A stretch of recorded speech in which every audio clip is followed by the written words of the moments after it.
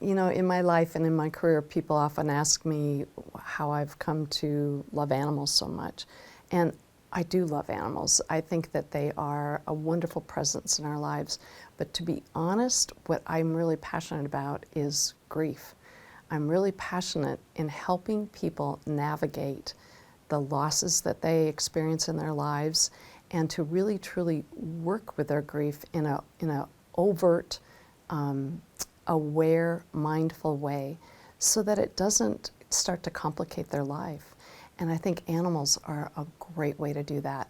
I've had so many clients who have been struggling with an old loss, an old hurt that they've had, and they have an animal who dies who had maybe some of the same similar circumstances, and through dealing with that animal's grief, they can actually re-grieve and sort of re-experience that old loss, and they can solve that or at least resolve it in some way so that their lives can go on.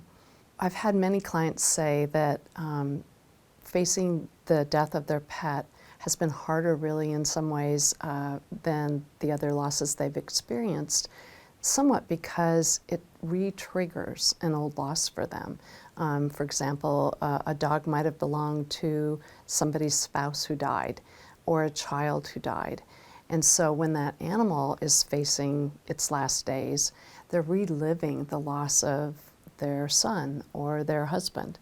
And if you can really get to them at that time and say, okay, but rather than avoiding this, rather than just shoving it down, rather than not thinking about it, let's deal with it. You know, let's let your dog or your cat be your co-therapist here, and let's use that grief to really help you grieve both of these losses.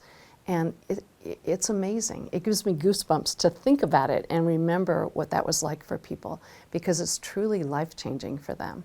And they become so grateful to their animal, you know, for helping them do that. It almost really helps them find meaning in their pet's death. I am really getting goosebumps because I've had, you know, it's amazing to see people, it's like their whole demeanor changes, you know, and it also helps them so much say goodbye to their animal because they have found some meaning in it. You know, there's some reason, and they feel that their animal has been a teacher for them in that way.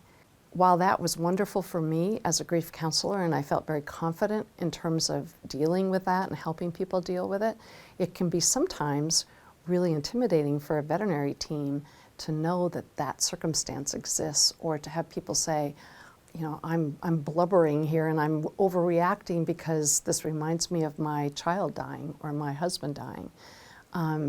But with just a few paraprofessional skills, just some communication skills and grief support skills, I have seen veterinary teams handle situations like that beautifully. All they have to do is be compassionate and listen and allow people to tell their stories. And, you know, that really makes a huge difference for the client that they're working with. And so it's very rewarding for veterinary teams to also be able to know that if they let people grieve, if they help people grieve at the end of a pet's life, they are really performing a human service. You know, they're helping their clients as well as their patients.